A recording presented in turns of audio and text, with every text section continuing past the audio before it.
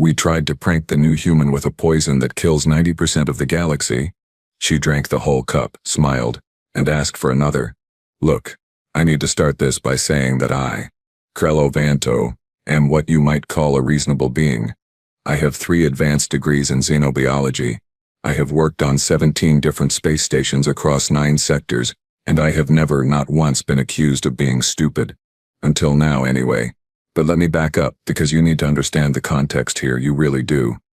Our species, the Quilnari, we are known throughout the galaxy for 2 things. First, our incredible sensitivity to toxins. Seriously, we can detect a single part per billion of most poisons, which makes us excellent quality control officers for life support systems. Second, and this is important, we are known for our pranks.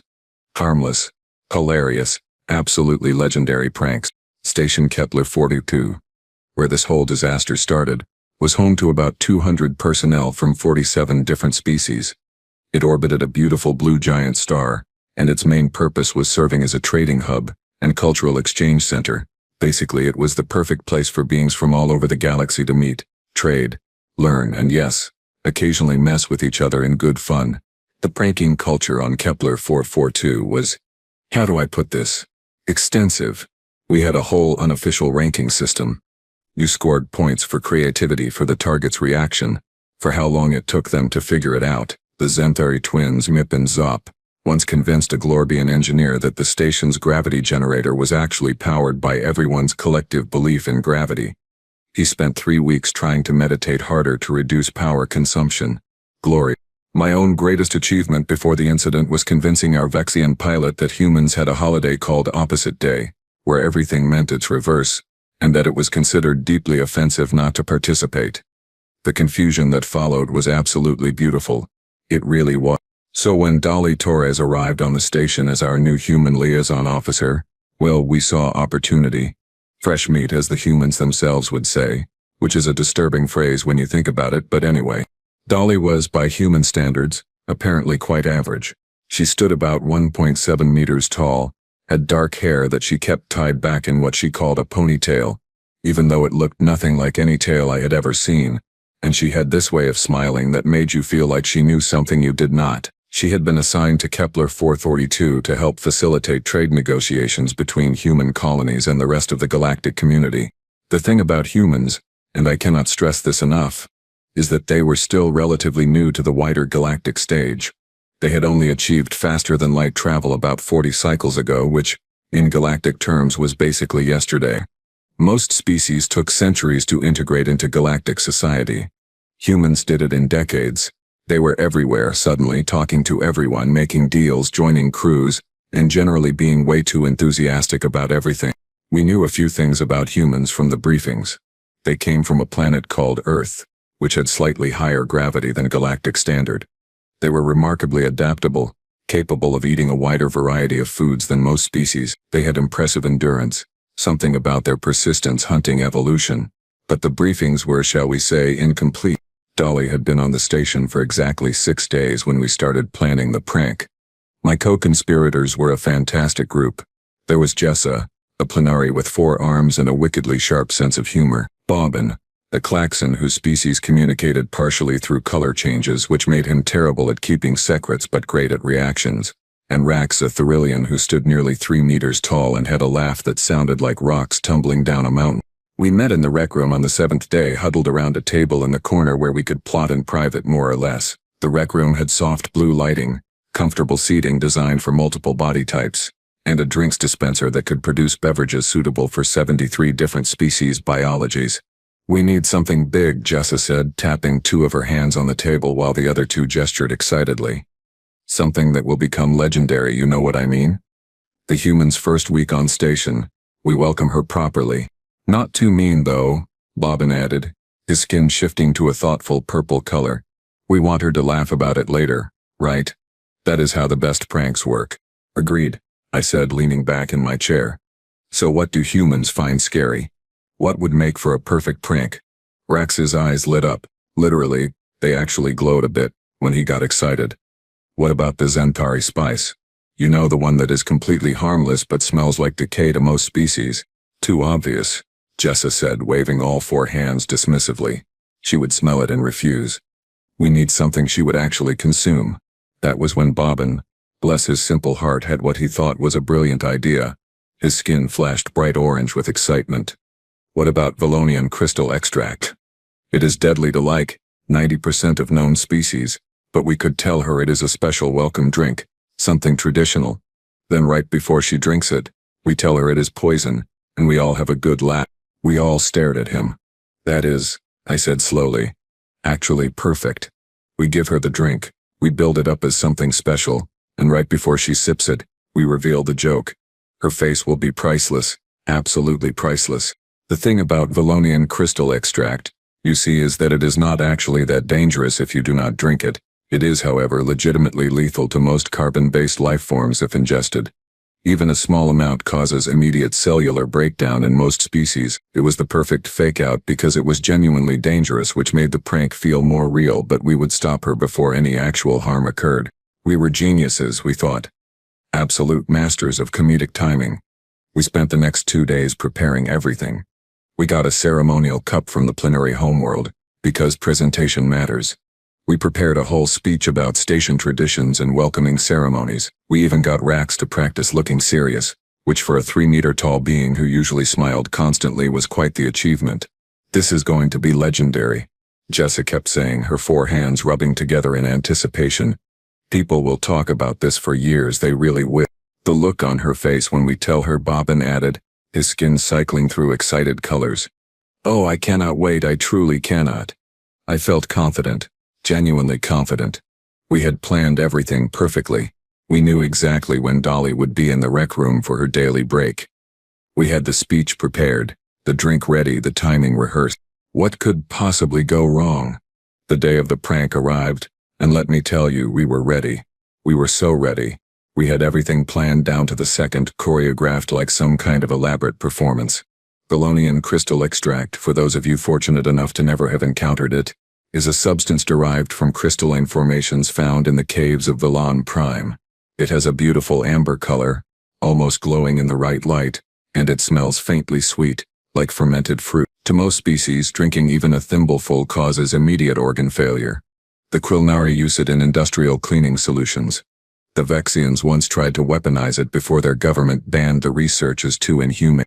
We had acquired exactly 30 milliliters of it, which was enough to kill a Glorbian 3 times over, and we had diluted it with standard water to make it look like a full ceremonial drink. The cup we had chosen was this gorgeous thing made of carved crystal from Plenar, with little geometric patterns that caught the light. It looked important. It looked official. It looked like something you would absolutely use in a real ceremony. Dolly walked into the rec room at exactly 14 near at station time, just like she did every day. She wore her standard human uniform, which was this crisp blue and gray outfit that seemed unnecessarily formal for a space station, but humans were like that sometimes. She headed straight for the drinks dispenser, probably planning to get one of those horrifying human beverages they call coffee, which smells like burnt soil and somehow gives them energy. Dolly, I called out, my voice perhaps a bit too enthusiastic. Perfect timing indeed. She turned, raising one eyebrow in that way humans do when they are curious but also slightly suspicious. Pale? What is going on? The 4 of us approached her with practiced casualness. Jessa carried the ceremonial cup on a small tray with 2 of her hands, while her other 2 hands clasped together in a gesture of formal respect. Bobbin's skin had shifted to a calm blue color, which for him meant he was trying very hard to look innocent. Rax stood behind us, attempting to look dignified, which was challenging because he kept wanting to smile. We have been terribly rude, I said, placing one hand over my chest in a Krilnari gesture of apology.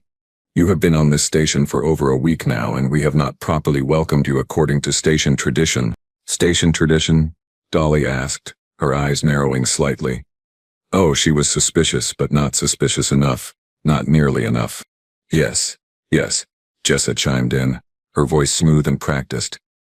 When a new senior officer arrives, it is customary for the existing crew to offer them a ceremonial drink, you see, a symbol of acceptance, of community, of shared purpose in the vast emptiness of space. That last part was Bobbin's addition to the speech, and I had to admit, it was good. It sounded appropriately dramatic and meaningful. This drink, I continued, taking the cup from Jessa and holding it up so Dolly could see the amber liquid inside, represents the blending of different cultures, Different species, different worlds coming together in harmony. Dolly's expression softened a bit. Oh, that is actually really sweet. I did not realize you all had these kinds of traditions. Bobbin's skin flickered orange for just a moment before he controlled it back to blue. We were so close, so incredibly close. The drink itself, Rax rumbled in his deep voice, is made from rare ingredients gathered from 7 different homeworlds. It is quite precious, quite special. I held the cup out to Dolly, and this was it. This was the moment. She was supposed to reach for it. We were supposed to pull it back at the last second, reveal it was deadly poison. Everyone would laugh, and it would become station legend. Dolly took the cup from my hands. Thank you all, this really means a lot, she said, and there was genuine warmth in her voice. I was worried about fitting in here, you know. Everything is so new, so different. A tiny flicker of guilt hit me, but I pushed it down. This was a prank, a good-natured joke, and in about 3 seconds we would reveal it and everyone would laugh. It would be fine, it would be funny. To new friendships, Dolly said, raising the cup slightly in what I recognized as a human toasting gesture. Wait, I started to say, because this was when we were supposed to stop her, when we were supposed to reveal the joke. But Dolly, without any hesitation whatsoever, brought the cup to her lips and drank the entire contents in 3 large gulps. Time seemed to stop. Actually stop. I could hear my own heart beating in my ears, a rapid drumming sound that seemed impossibly loud. Jess's 4 hands flew to her mouth. All of them. Bobbin's skin went pure white, which in Klaxon biology means absolute terror. Rax made a sound like a boulder cracking in half. No, no, no, no, no. I heard myself saying, but it came out as barely a whisper. Dolly lowered the empty cup and smiled at us. That was delicious. Kind of sweet, sort of tangy, with an interesting mineral aftertaste. What did you say it was made from? You, Jessa managed to squeak. You actually drank it. Well, yes, Dolly said, looking confused now. You offered it to me? Was I supposed to just hold it? Is that the tradition? Oh no, did I mess up the ceremony? That was Valonian crystal extract. Bobbin's voice came out as a terrified squeal, his skin now flashing between white and black in rapid succession. That was poison. Deadly poison. You just drank poison. Dolly blinked. Once, twice. She looked down at the empty cup in her hand, then back up at us. I drank what now? Poison, I said, and my voice sounded hollow, distant. You drank approximately 30 milliliters of Valonian crystal extract, which is lethal to almost every known carbon-based life form in the galaxy. It was a prank, Rax added weakly. We were supposed to stop you before you drank it. For a long moment, Dolly just stared at us. Then she looked at the cup again. Then back at us. Her expression went through several changes. Confusion, realization, something that might have been anger, and then, bizarrely, amusement. So let me get this straight, she said slowly. You 4 decided to prank me, the new human on the station, by pretending to give me poison in a friendship ceremony. But you were going to reveal it was poison before I drank it, except I drank it too fast. And now you think I am going to die. We all nodded, too terrified to speak. Dolly set the cup down on the nearest table. She crossed her arms. She looked at each of us in turn, and then she said the words that would haunt my nightmares for months to come. Do you have more? Because that actually tasted really good and I would love another cup. The rec room went silent. Not the comfortable kind of silence, but the kind where everyone has simultaneously forgotten how to process reality. Bobbin's skin had now settled on a sickly gray color that I had never seen before. Jessa's 4 hands were trembling. Rax looked like someone had just told him that gravity was actually optional. More? I finally managed to croak out. You want more poison? Dolly shrugged, completely casual, like we were discussing beverage preferences and not her apparent immunity to substances that could melt through hull plating. I mean, if you have it. It had a nice kick to it, you know? Kind of reminded me of this mezcal my uncle used to make back in Oaxaca. Mezcal, Jessa repeated faintly. What is mezcal? It is an alcoholic drink from Earth, Dolly explained. Pulling out a chair and sitting down like this was a perfectly normal conversation. Made from agave plants. The good stuff. Has this smoky, slightly sweet flavor with a bit of a burn. My uncle's version was, well, let us just say it was strong enough that we used to joke about using it as rocket fuel. Rocket fuel, Bobbin whimpered. She is not dying, Rax observed, his voice filled with wonder and horror in equal measure. She drank Valonian crystal extract and she is not dying. She is sitting there talking about her uncle. I stumbled to the nearest chair and sat down before my legs gave out. How? How are you not currently experiencing complete cellular breakdown? How are your organs still functioning? How are you alive? Dolly tilted her head, considering the question. Honestly, I have no idea.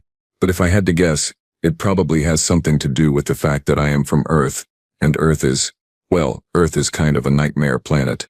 A nightmare planet, I repeated. Oh yeah, Dolly said, warming to the topic now.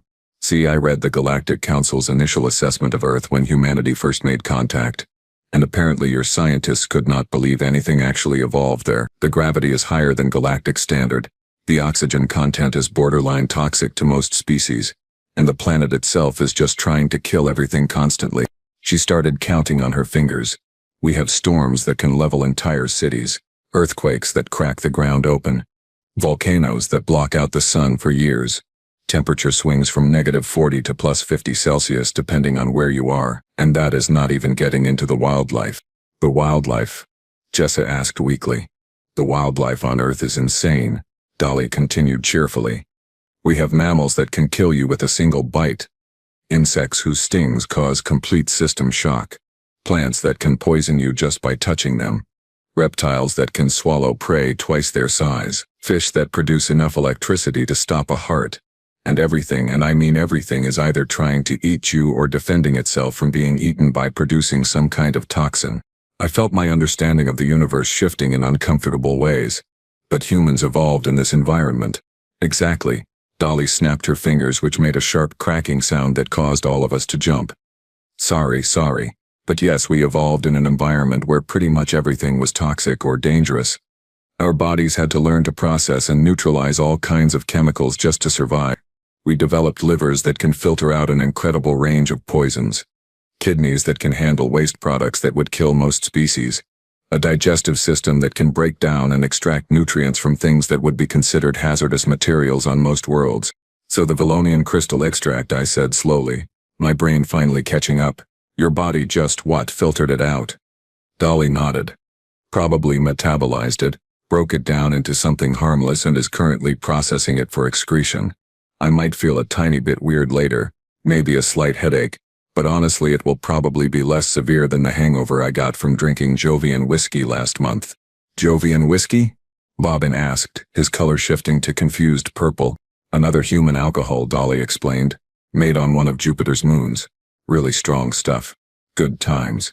The door to the rec room slid open and 3 more crew members walked in. They must have noticed our expressions because they immediately stopped. What happened here? Asked Vren, a Tethian medical officer with scales that shimmered green and gold. You all look like you have seen a ghost. The human drank Valonian crystal extract, Rax said hollowly. Vren's scales went pale. She what? How much? Where's the body?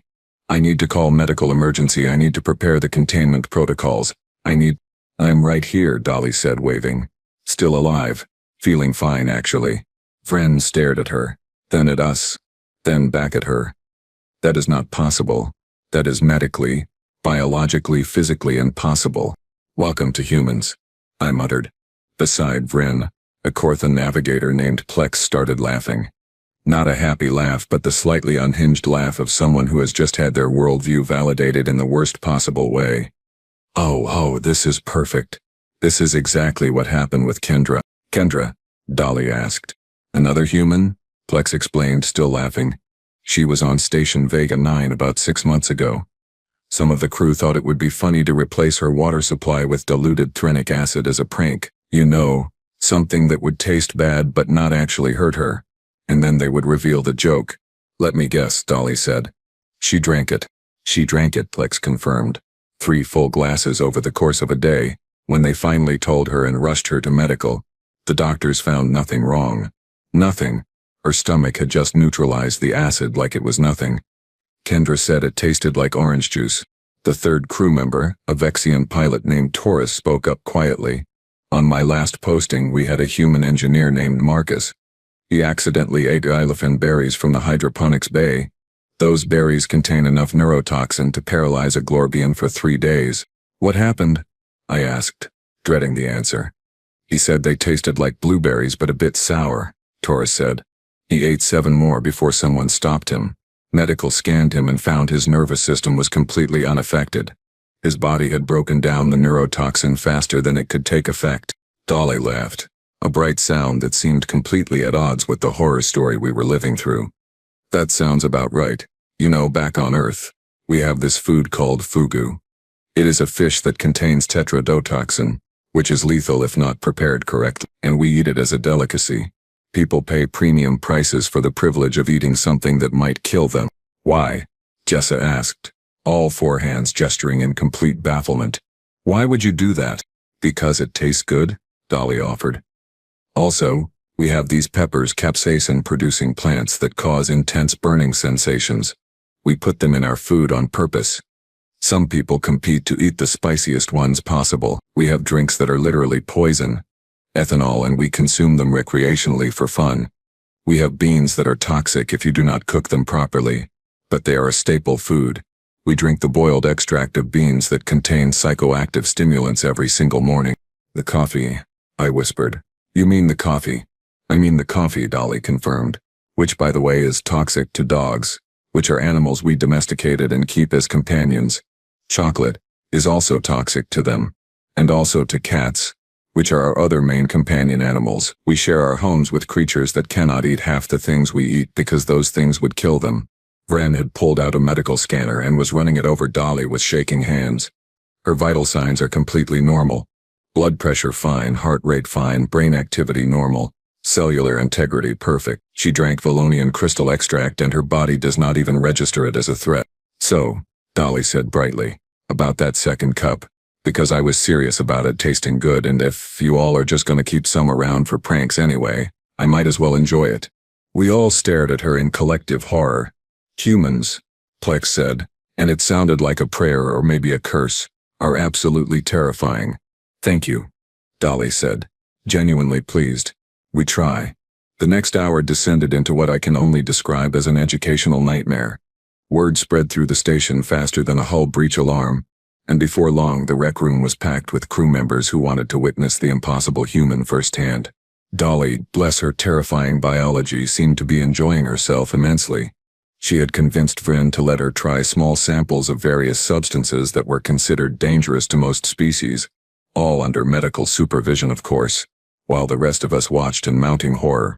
This one, Vren said, holding up a small vial of purple liquid with hands that still trembled slightly, is Corthian venom extract.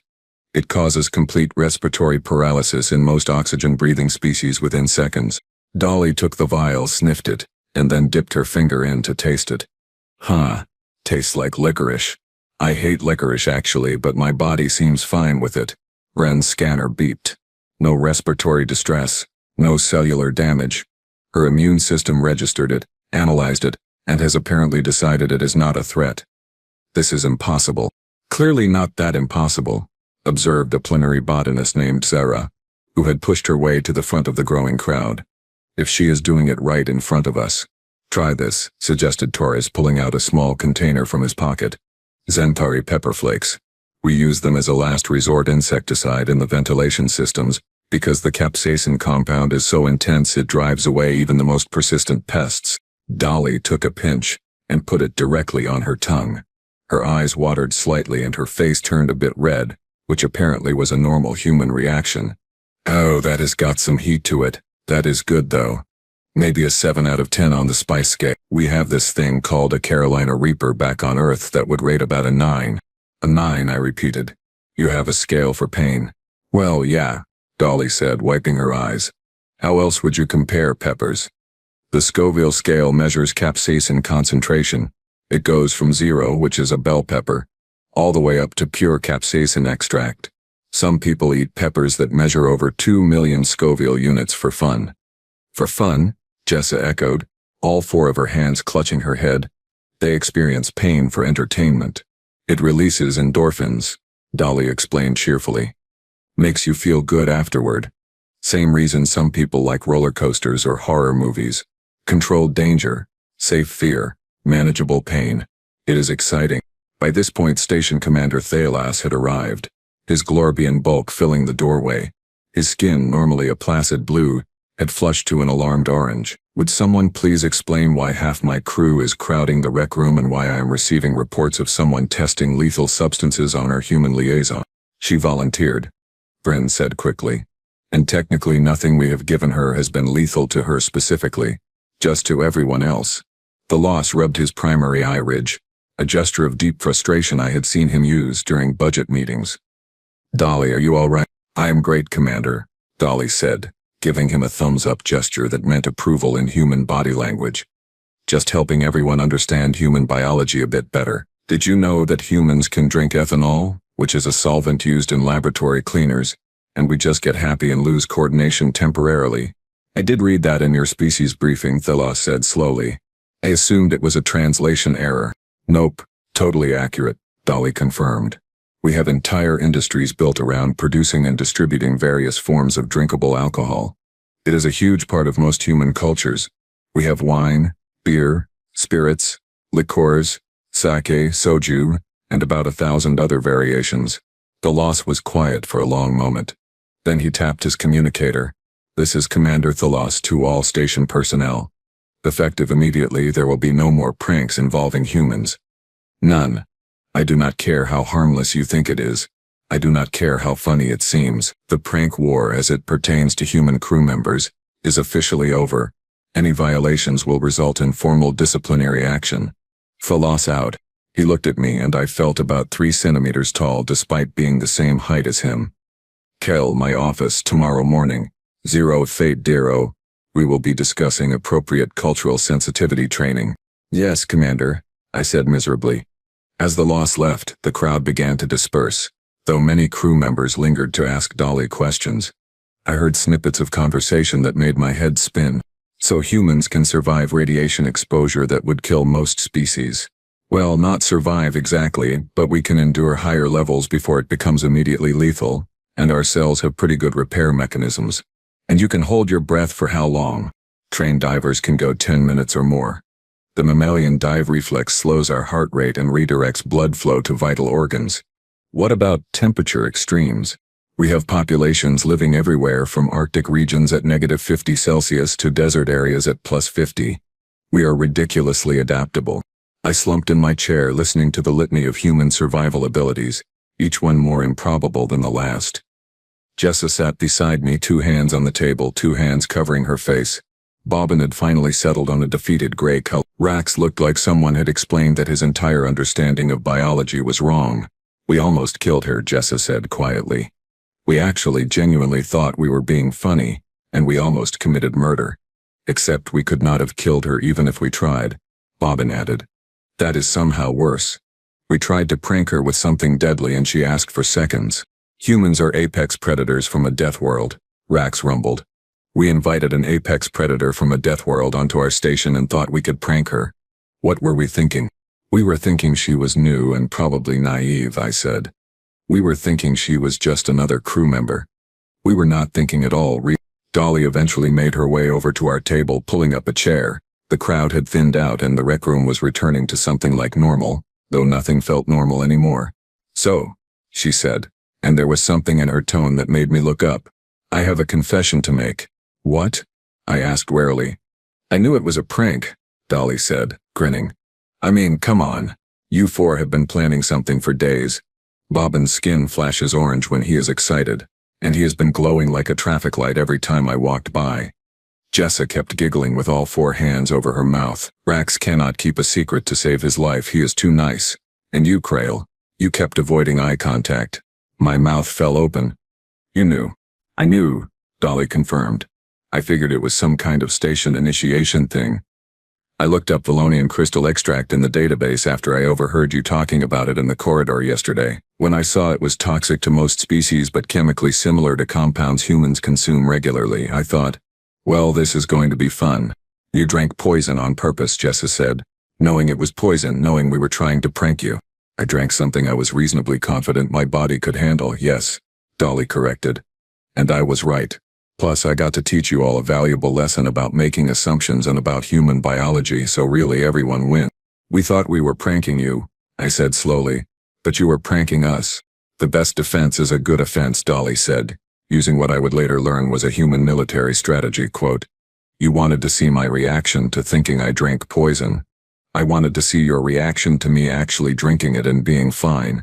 I would say my prank was better. She was right, and I hated that she was right. So are we good? Dolly asked, her expression turning more serious. I know you were not trying to actually hurt me. It was supposed to be harmless fun and, honestly, I appreciate that you all wanted to include me in station culture. The prank war thing, it is kind of nice. It means you see me as part of the crew. We are good, I said, and I meant it.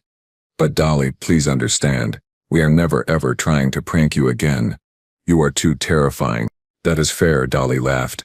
Though for what it is worth I would not mind actually having more of that Valonian crystal extract, if you have some. It really did taste good, and apparently it is completely safe for me. Could be a nice treat. Humans, I muttered, shaking my head, are going to take over the galaxy someday and the rest of us will not even see it coming. Probably, Dolly agreed cheerfully, but we will share our snacks with you, even the poisonous ones. Later that night I sat in my quarters and updated my personal log. I had learned several important lessons today. First, never assume you understand a species' biology based on incomplete briefings. Second, Death World species are called that for a reason. Third, humans have a sense of humor that is just as dangerous as their biology. And fourth, perhaps most importantly, the galaxy was a much stranger and more interesting place with humans in it. I still had to face Commander Thalos in the morning, and I was absolutely certain there would be consequences for the failed prank. But as I drifted off to sleep, I found myself smiling. Dolly had turned our prank around on us completely. Taught us a lesson we would never forget, and done it all with good humor and grace. Humans might be terrifying, yes. But they were also, in their own bizarre way, kind of wonderful. And I was never ever offering one of them a beverage again without checking the chemical composition first. The end.